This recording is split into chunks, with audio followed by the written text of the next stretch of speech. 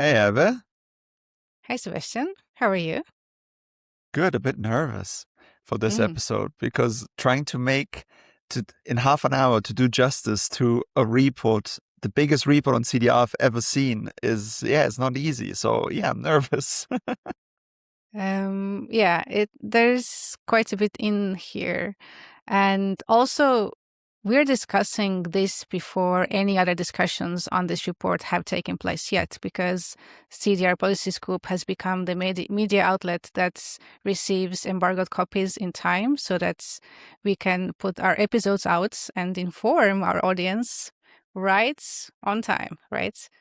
That's super exciting. But it Yeah, does mean that, yeah, we don't have the benefit of loads of other opinions on this. It's yeah. just our fresh takes on this.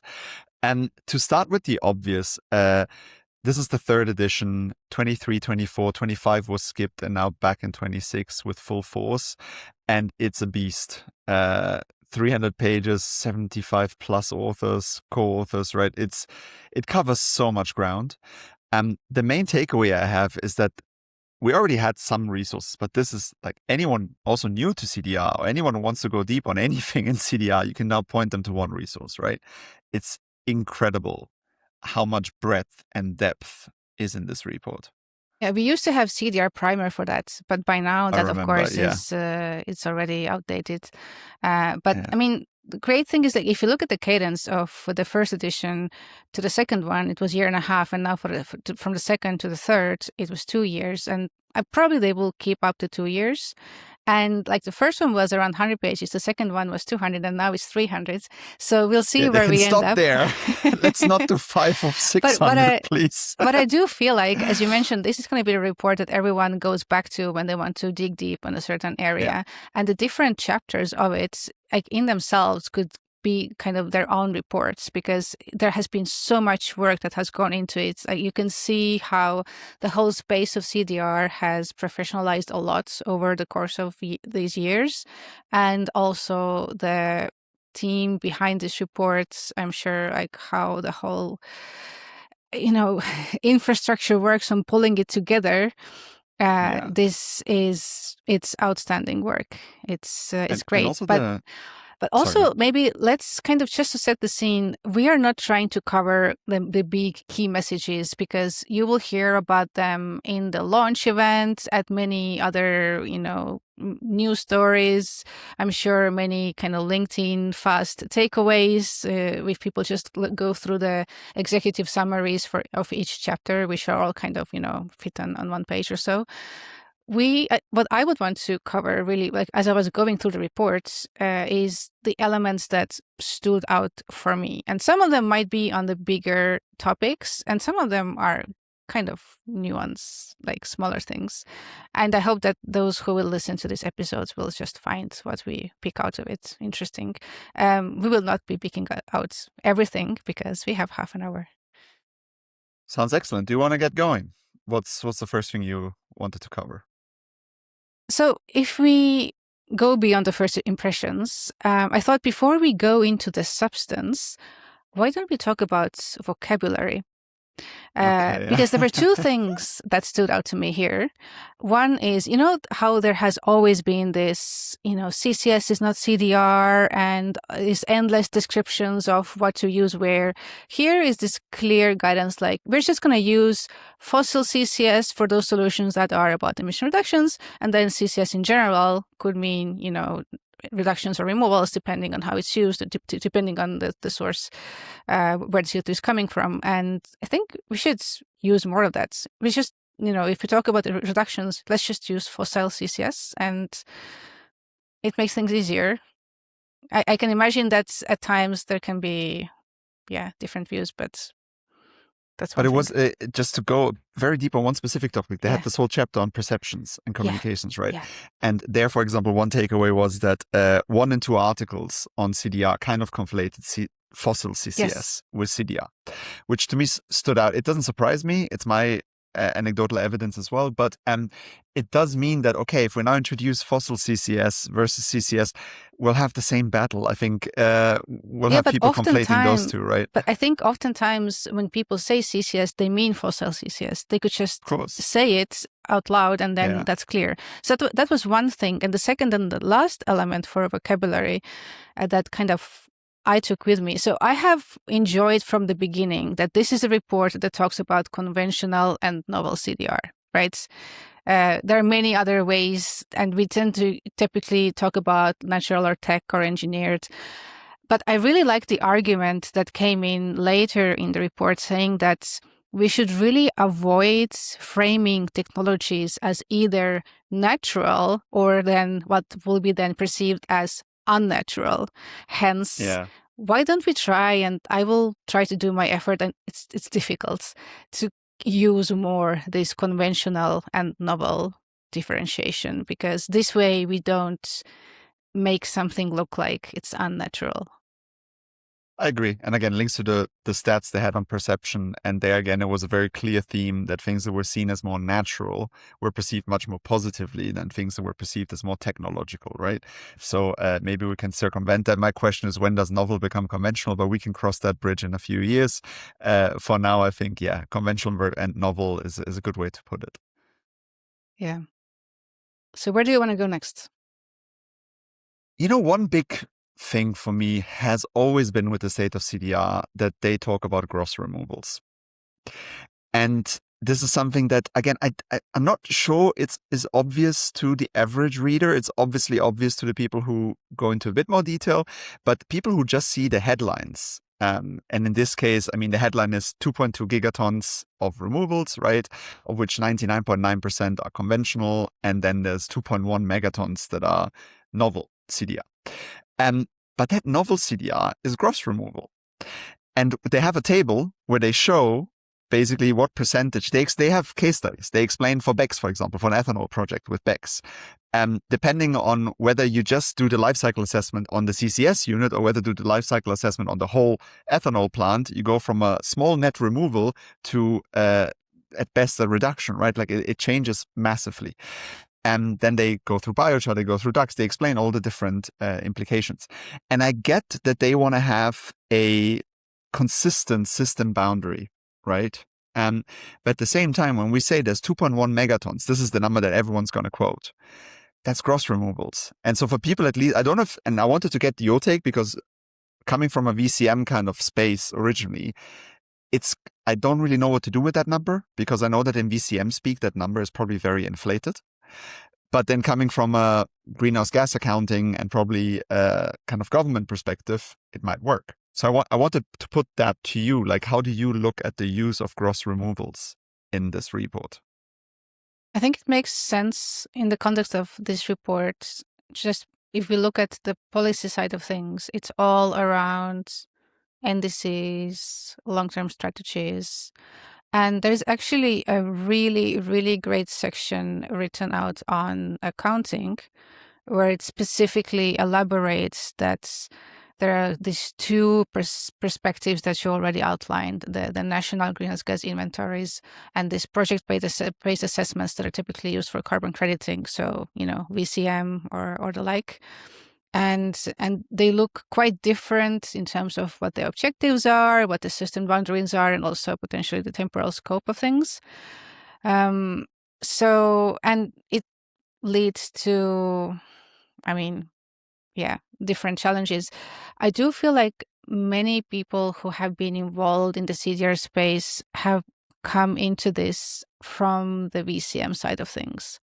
So they have always been thinking about these as carbon crediting projects, and they're familiar with that kind of MRV approach. And the whole way the countries are actually accounting for the emissions and removals seems to be kind of very alien. Whereas for me, I've been involved in both from the beginning. So for me, it's kind of logical that there are these two worlds. And there have been countless tries to go and merge these, but it's difficult. The same thing is playing out in a way if you look at the EU and its CRCF, where we do the carbon creating approach. If you look at the methodologies, pending the upcoming review and some things that might change there. And then at the same time, we want this specifically to account towards the EU's climate targets. which are accounted for, based on the national greenhouse gas inventories. We wrote a blog piece on this with Paul Zakur that kind of laid out the challenges specifically with different removal methods. And I would say many of those challenges are still there. But if we want to look at the gap, because this report has one section that is equivalent to the gap report that is otherwise done, for climate change mitigation at large, I think it makes sense to look at the gross numbers there.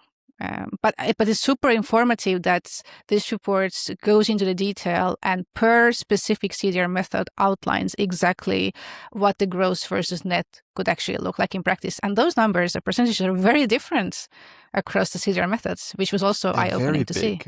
It's one thing that I highlighted here for me. For biochar, 60 to 92%. I was sure you would be very happy with that section because I think that was one of the biggest numbers, right, for biochar. BECS has 68 to 98. Okay. Right. DAX had a huge variability of 23 to 90. Right.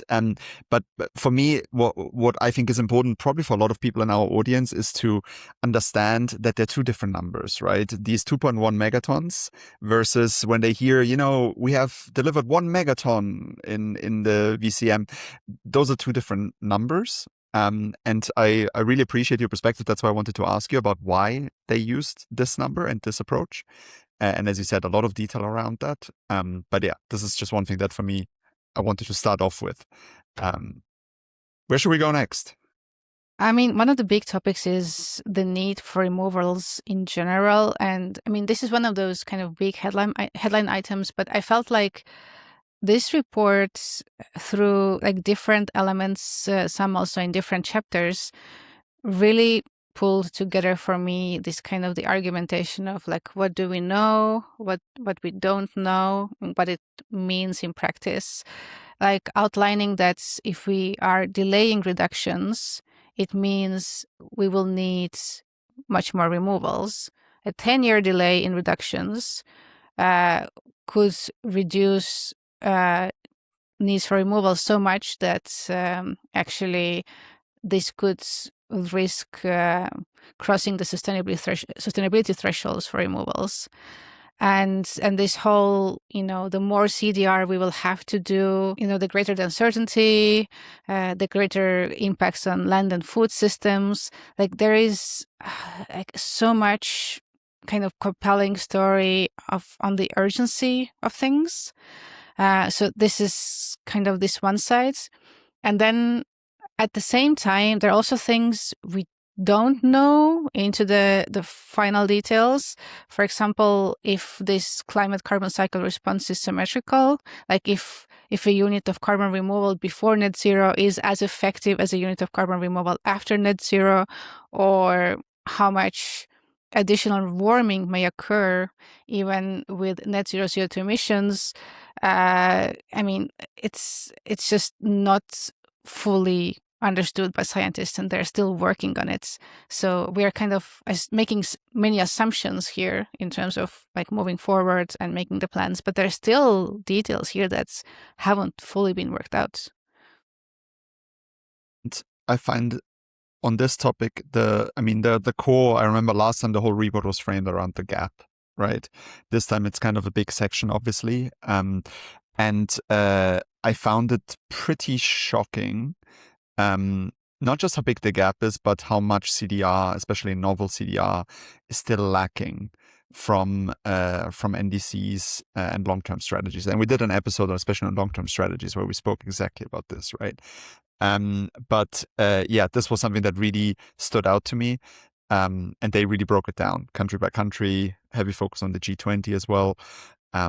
But yeah, maybe you knew all of this already. I didn't have all those details. But what was interesting for me on that specific element was that even there was another round of NDCs that came in between the second edition and third edition of State of CDR, and like we didn't get any more details on CDR in those updated NDCs. Basically, like we got the whole new wave come in, and we didn't really get more clarity.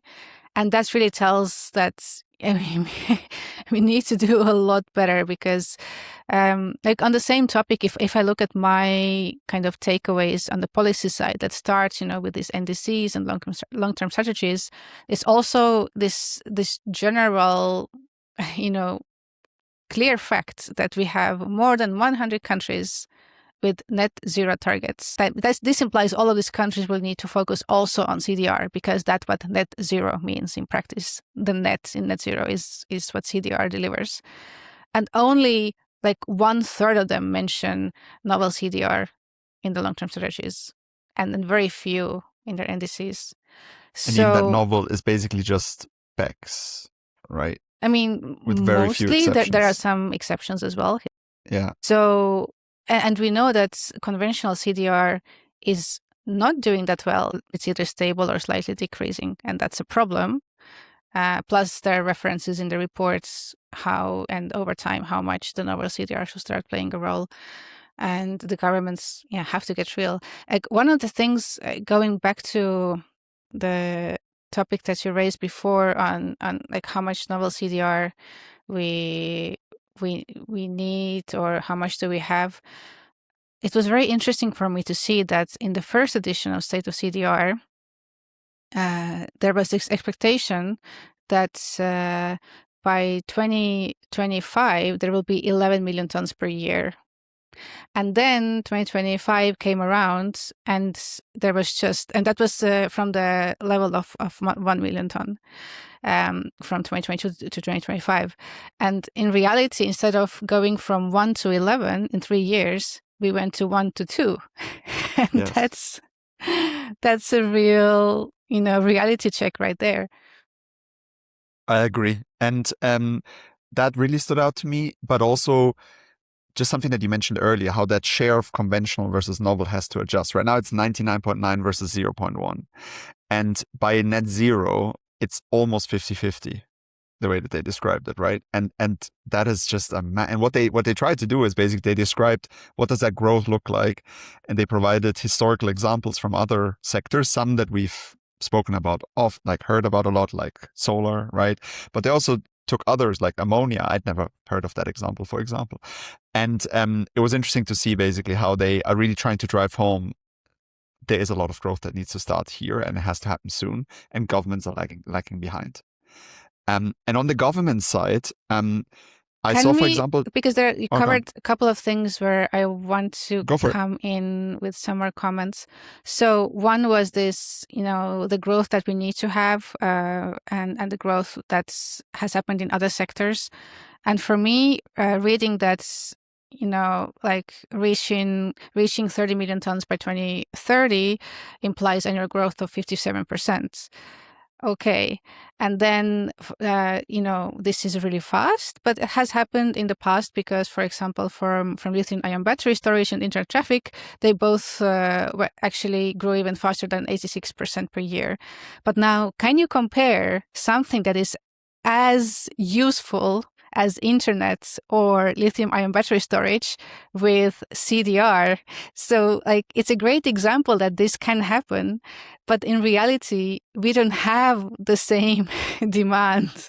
It's very difficult to imagine that suddenly everyone will totally be on board and want to be part of the kind of this CDR coming, where we will just scale as fast as we did with lithium-ion batteries and internet traffic. Yeah, or EVs, for example, as well, right? I completely agree with you. On the 2030, because you mentioned that kind of they had predicted 11 megatons, and now it's way less than that. For me, it was also interesting, the predictions for 2030, because this time they're kind of taking a more layered approach. And there's kind of the estimated capacity to deliver, which I think is 8.4 megatons, right? But then they also have other numbers layered on top. Announcement by companies is already 42 megatons, for example, right? And for me, this is what was a great example where they spoke quite a bit about how in the past they've used numbers from websites, right? And they still do it for 2050. And they mentioned one company had estimated 6 or 8 gigatons, and they've taken that down now. But it just shows to me that the more you go into the future, the more these predictions just become pretty useless, I think. But for 2030, I like that they had this kind of layered approach where they said, this is where we're at. This is what estimated capacity. This is what companies are saying. But realistically, yeah, it's not like 30, 40, 50 megatons sounds pretty tricky based on what I took from this report, at least for 2030. It was really eye-opening read about the company announcements. And I felt it's bold to even try to quantify and keep track of that. But this is what's great about this report. You have so many details in here. They've done so much research in the background. So many people have been involved. It's very, very impressive. Something that is linked to what we already discussed but stood out for me was there was a really, really deep section or chapter on modeling, right, and different ways. And what was, typically, for example, in the SBTI world and so on, the thinking is, kind of 10% removals, 90% reductions or so. But then here, what I read was like when the net zero CO2 is actually achieved, and it's not actually achieved in every model, there typically CDR accounts for around 16% of the mitigation efforts, and 84% would be from reductions. So this 16 is, usually we were talking about 10 on average, like optimistic 5%, pessimistic 15. Now we're like looking at 16 as this kind of as an average number, as an average, exactly. Which means in some countries it would be much higher. Yeah. Which is very interesting for me. No, I agree. That numbers, I had that on my list as well.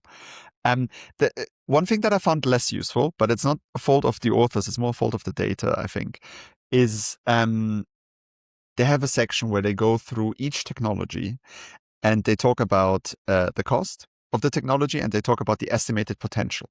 And I don't know how you feel, but when I read these estimated potential sections for 2050, for me, they're just like, some are 1 gigaton, some are 5, some are 6, some are 0.5. I find them so abstract that I personally don't know what to do with them.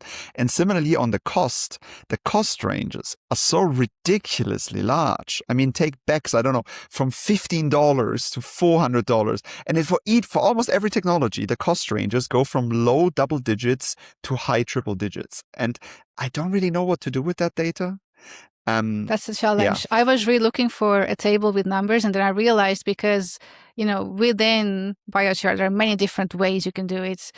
BECS is like a world of its own. We have so different applications, right? So yes, of course, the numbers are different. And then I realized, the only thing I do have is these vast ranges. And I understand why we can't see more. There is a text with a lot of examples and numbers, but that's all we have. The estimated capacity by 2050 in almost all CDR methods is over 1 gigaton. So basically, it just kind of further brings home this argument that we need to look at everything, and we need to try to scale everything.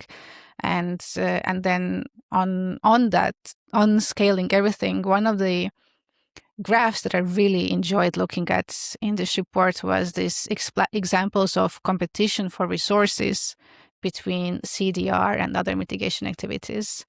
How, the available biomass, how it's relevant for bioenergy without CCS, BECS, biomass burial, or they're just like all how the energy and biomass, like how they play around in different CDR methods. And we need to bear all of that in mind when we are making these assumptions, because we can't just think of scaling everything based on the, available carbon-free energy or biomass. There are constraints. But on that biomass point, one thing that I kind of knew but really stood out in this report is how bikers, basically any biomass-based removal approaches, BECS, biochar, and biomass storage, direct storage, that's the story of this decade, right? Like that's what's leading today exclusively. But also, when you look at 2030, realistically, that's still what's going to be leading in 2030. The picture might change in 10, 15 years from now, but the story of carbon removal for the next 5 to 10 years is dominated by biomass. Yes. And we're seeing that this is becoming a hotter and hotter topic, right? But this was for me really clear in this report is yes, DAX, ocean alkalinity enhancement, enhanced rock weathering, that's all gonna come and happen, hopefully. But in terms of deliveries for the next 5 years, for sure, and maybe a bit longer, it's all gonna be bikers. Yeah, I mean, from the graphs between now up until 2030, we could see how BECs will come in very, very strong, right?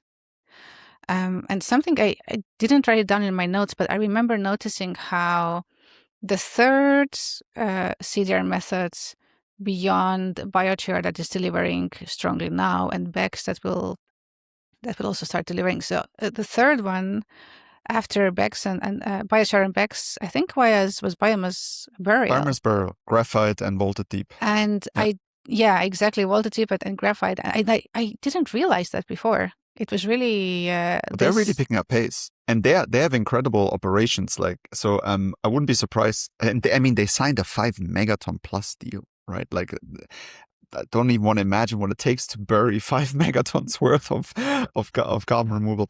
But they're all in the US. That's another thing, by the way, that really stood out. It's kind of the concentration, right? They have this at the beginning. We have a concentrated market on so many different ways. And one of them is the BECS companies, and all the biomass burial companies are in the US, right? So those are 2 out of 3 core methods. Obviously, BECS is going to evolve in Europe as well, but as of today, that's all in the US.